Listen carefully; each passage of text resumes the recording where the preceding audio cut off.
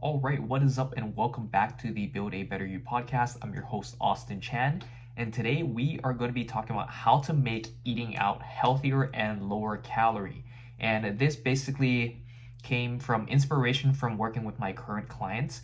And lately, I've been signing on a few clients who are just like jam packed, like super busy professionals who just need help making the time and need help prioritizing fitness overall. And that's basically kind of the clientele that I've been working with so far. I mean, I do work with people from all walks of life, from all socioeconomic statuses, and from all different circumstances. But lately, that's just been the type of people that I'm working with, and this is kind of the type of content that I'm lately.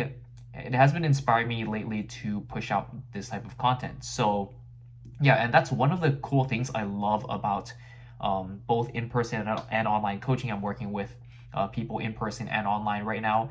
But yeah, that's one of the things I love about this profession is that, like, through helping an individual out, it not only benefits them, but it gives me the inspiration and it gives me ultimately more content to help more people overall through my social media channels, through my blogs, through my podcasts, just through my channels. So that's what I love. Like, I can help like exponentially way more people rather than just like one single person who decides to work with me.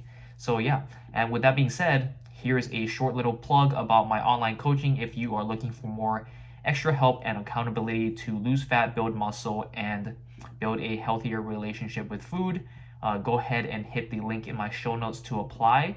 If you have been, stuck for a while and don't know what to do, or if you do know exactly what to do, but you just need some extra accountability, go ahead and apply. And basically, the whole application process is that you'll send through an application. I'll get back to you through email, and then from there, we'll hop on I like to call it a consultation call, but it's not really a consultation of sorts. It's just me kind of getting to know you better, me just talking about your fitness journey and basically how I can kind of insert myself into your journey in order to optimize it, in order to speed things up, in order to get you going to where you want to go in a more efficient way.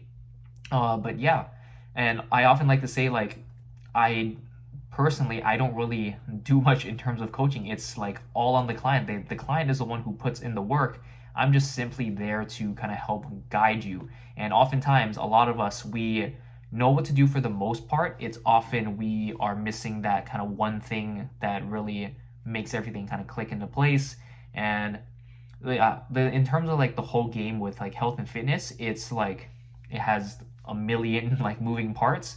And for the most part, all of us, we figure out mostly what to do. We figure out all the processes that we have to get into place in order to see progress, but it's often that kind of one missing gear or cog, if you will, that like once you kind of have that into place, then everything just starts rolling and like speeding way up way faster than we had expected. So yeah, if you need help identifying that kind of one cog or gear that you're missing, go ahead and click the link in my show notes to apply.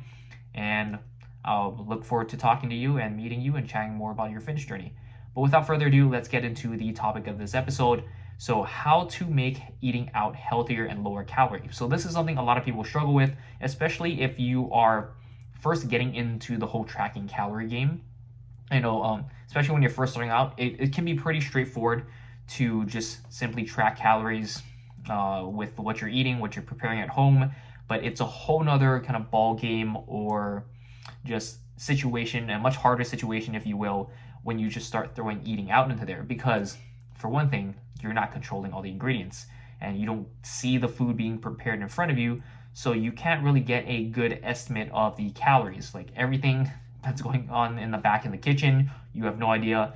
Everything that comes out, you just know it's that whole plate of food there. And oftentimes, like a lot of hidden calories could be into place, especially when restaurants use a lot of fats and oils and all that. That can be hidden by the food. Like it's not something that you physically bite into. It's more so something that's mixed in with the food, and it's not as readily present as if, like, let's say you just have a huge steak. Like, that steak, you can probably estimate like the size of the steak, how much it weighs, how many calories are in there, what's the macro breakdown. But if they add like a few tablespoons of butter you don't know. Like it could be, it's not it doesn't necessarily look drenched in butter, but you know that there's a little bit of butter, but you don't know exactly how much. And whether you guess like 2 tablespoons, or some places just go pretty heavy-handed on that, that could be 5 tablespoons, and that difference is 300 calories. And for a lot of people, 300 calories could be the difference between you being in a deficit, or you being at maintenance, or even you being in a surplus.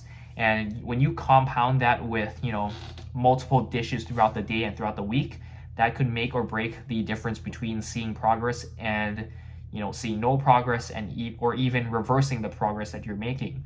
So here are a few tips that have definitely helped me and my clients in order just to give you more peace of mind in terms of eating out. So number one is going to be ordering extra protein and veggies. So something I quite often say is, when in doubt, order protein and veggies, or when in doubt, build your meal around protein and veggies. And you can never go wrong with this, because protein and veggies are both really filling foods that are also lower calorie, or generally they're lower calorie. Obviously, if you get like a ribeye steak, that has a lot of protein, but also has a lot of fat that comes with it. A lot of like fattier cuts of meat as well also have a lot of calories. So just be mindful. Stick to leaner cuts of protein, things like chicken breast. I know a lot of pork and beef loin and tenderloin cuts are generally pretty on the lean side. A lot of like white fish or just non-fattier cuts of fish are definitely a good source of protein as well. Shrimp, eggs, egg whites, tofu, just protein powder as well. Those things are generally pretty low on protein. And also veggies pretty much count as free calories in my opinion, unless you're eating like very starchy vegetables. If you're eating like generally really green leafy vegetables, those type of deals, like very high fibrous vegetables, those are generally very low calorie.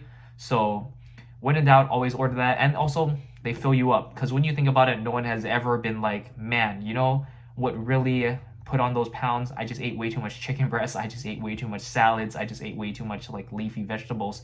No, it's usually because of these higher calorie foods that are hard to put down, a lot of sweets, chips, and a very savory sweets, fatty foods that just taste super good and is hard to put down.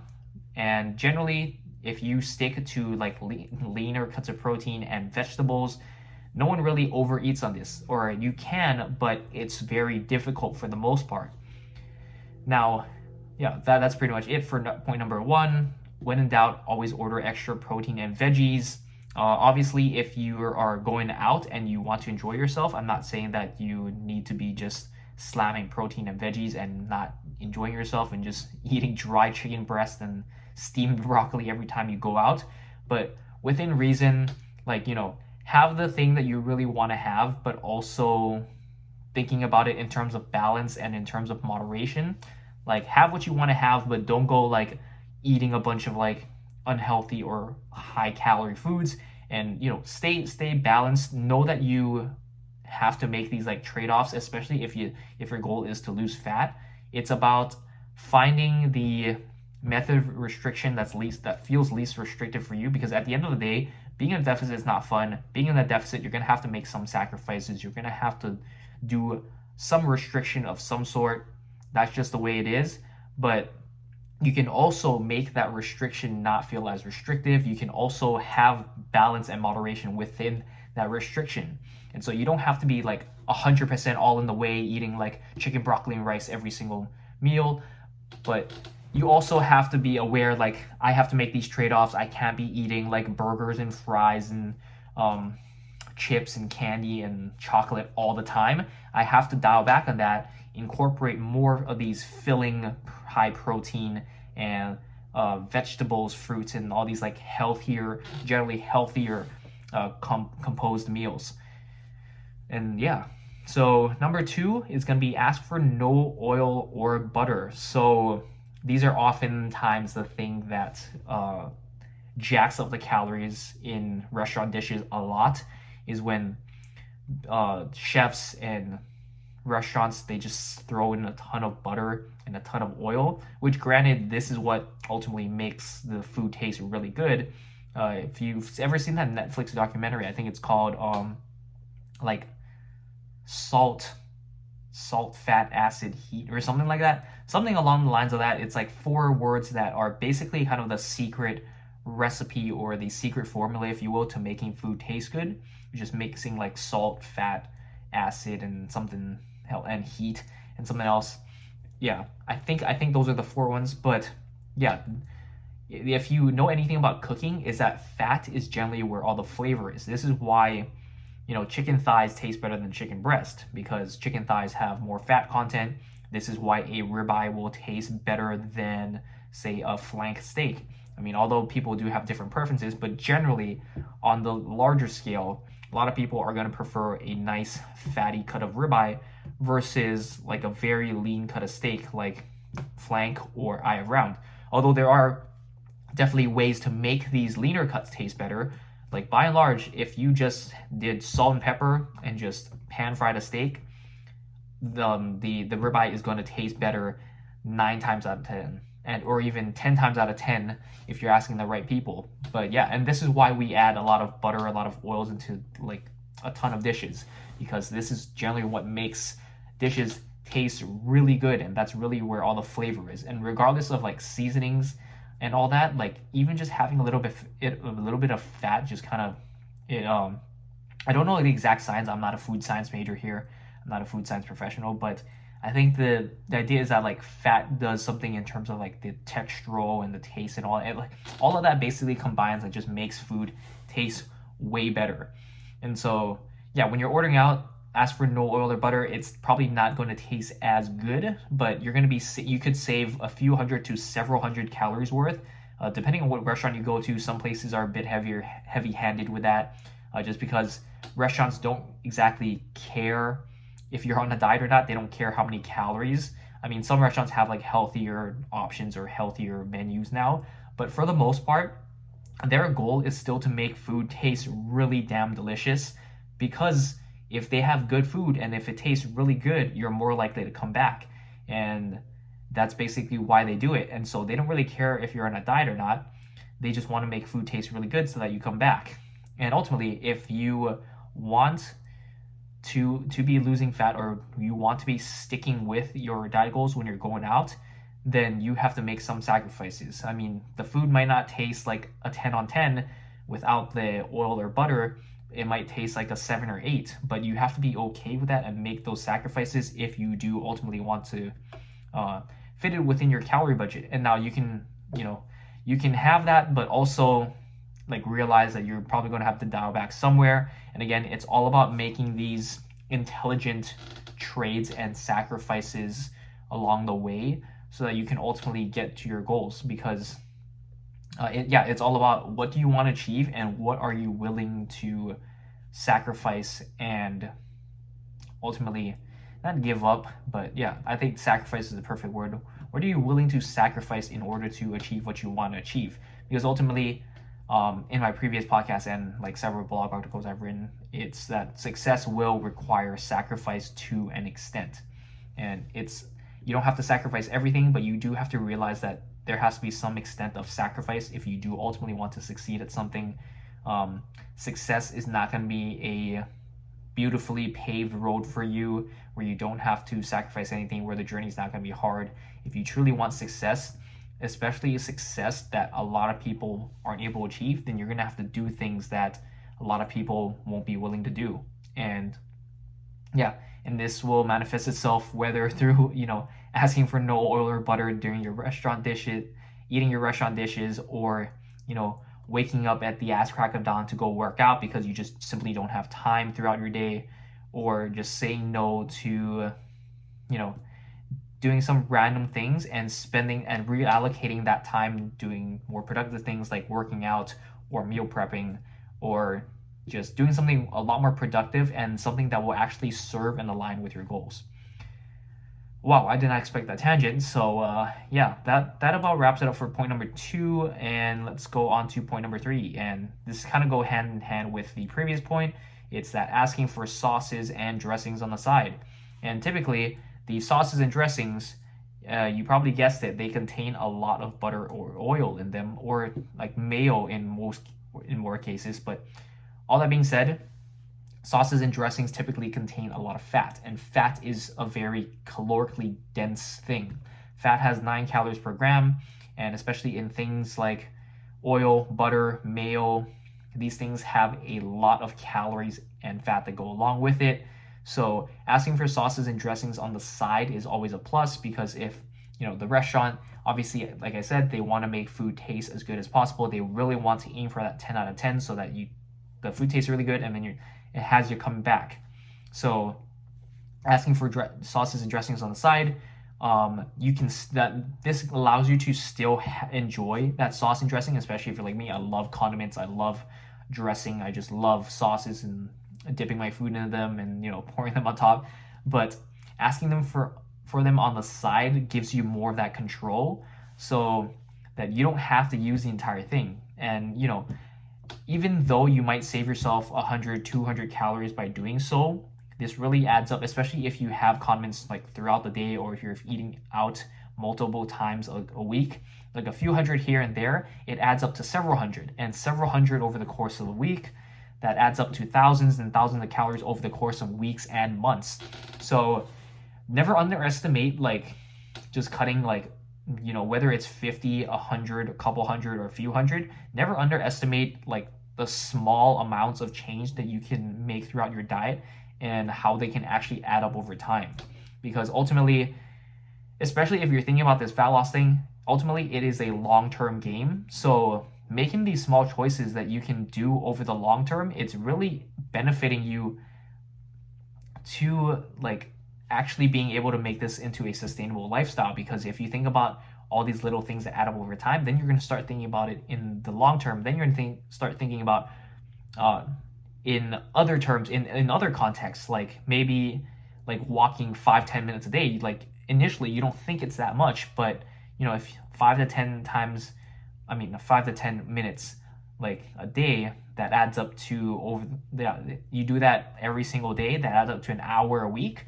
And then maybe you find more time here and there, and you slowly increase that, and next thing you know, you're working out for hours a week, and this all adds up. Again, it's thinking about this in terms of long term. And because a lot of people think, what can I do a lot right now in order to rush the weight loss off?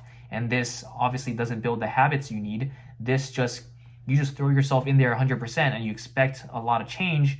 And when you can't keep up that change, you're ultimately not going to build that habit, and then you're just going to gain everything back. And what's the point of rushing everything on if everything's going to get rushed back on?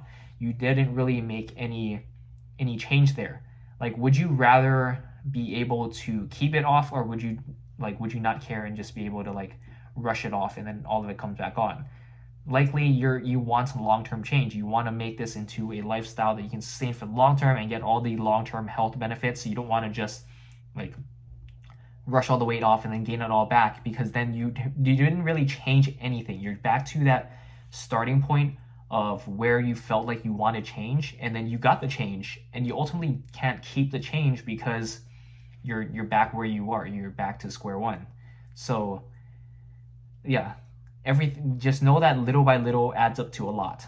And yeah, I don't even know how I got here from asking for sauces and dressings on the side. But yeah, ask for sauces and dressings on the side, especially salads. I know salads, when you go out to the restaurant, you're okay, healthy thing, salad. Salad's a generally healthy thing. A lot of people, I think, can agree that salad is a generally healthy food item to order. But the reality is, healthy does not necessarily equate to low calorie, and it's about finding that balance of eating healthy and also eating lower calories, because especially when fat loss and weight loss is concerned, you have to be in a calorie deficit. It doesn't matter if you're eating in a calorie deficit from McDonald's alone, or from Twinkies, or if you just constantly eat salads and a bunch of healthy food.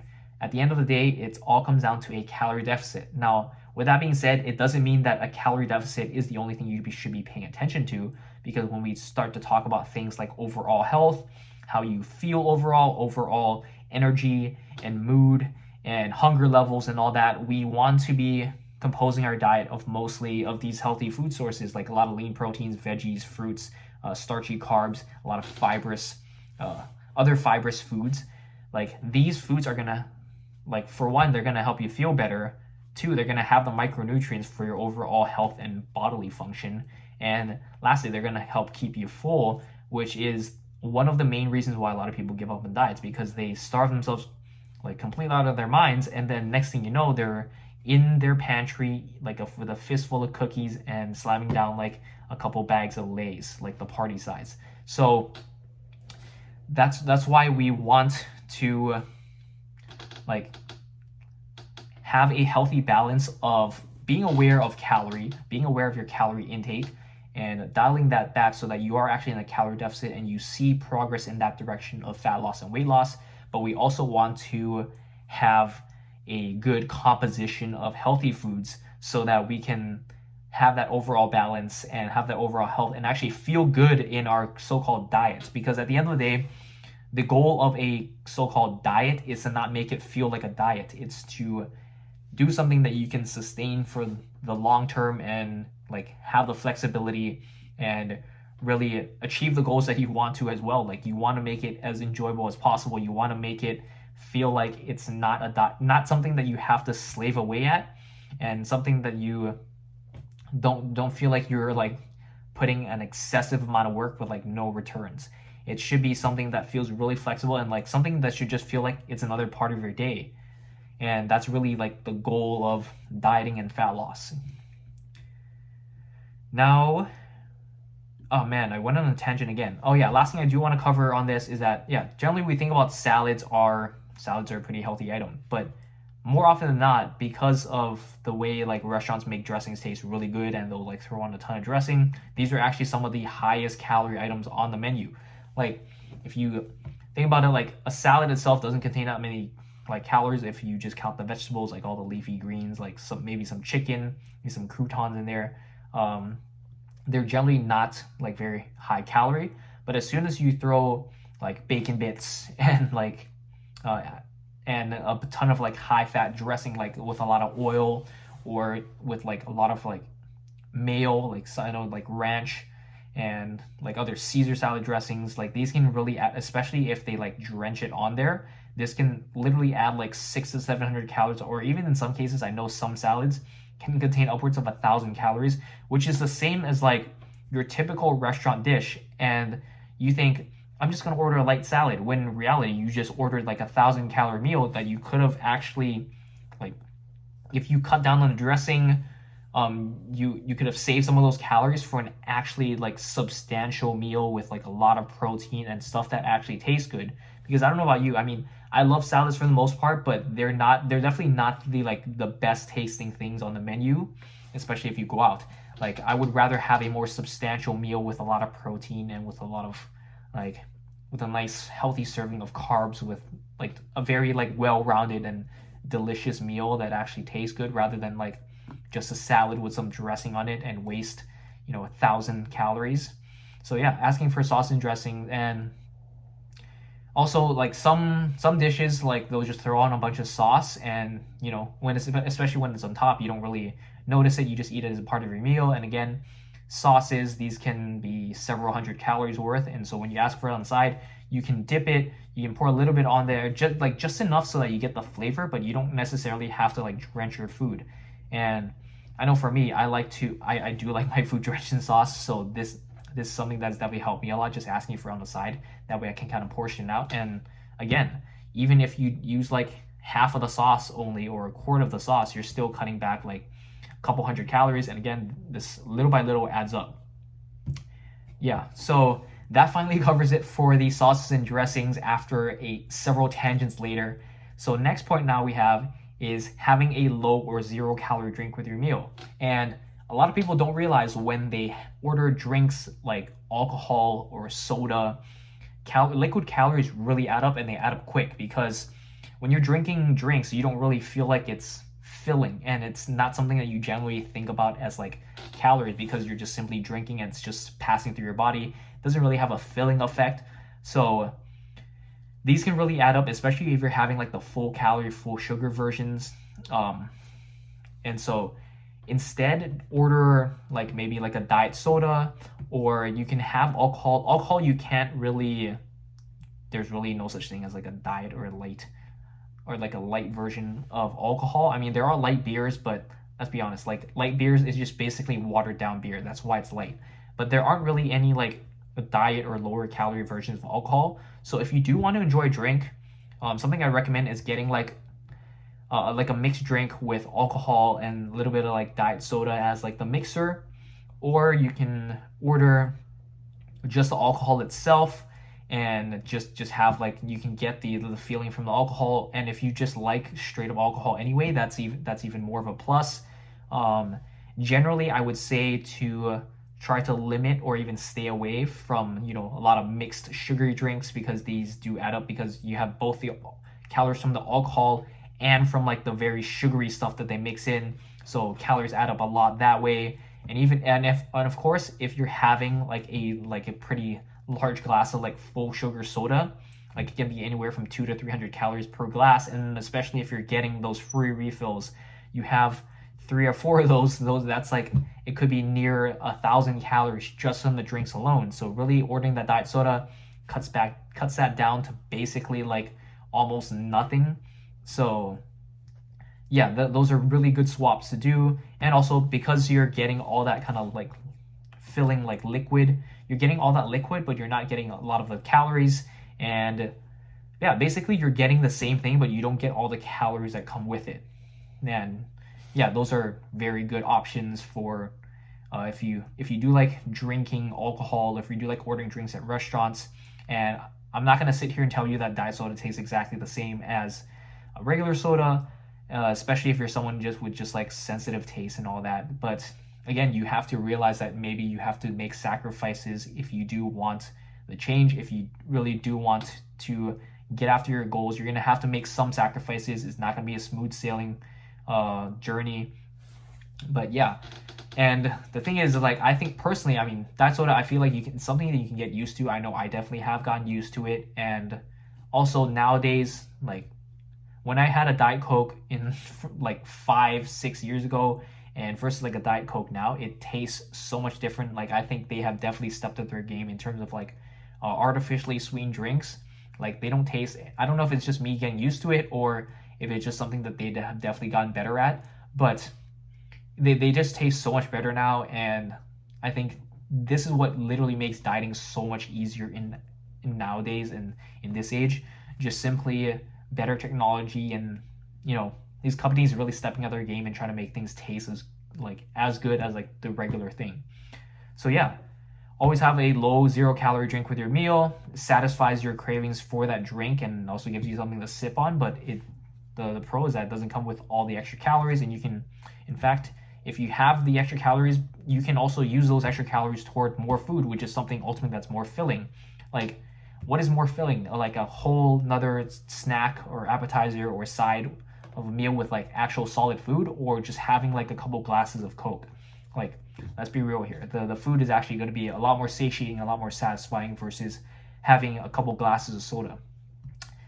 Now that covers it for that point. And then last point here is, this one's actually a big one. It's realizing that you don't have to clean your plate or order dessert.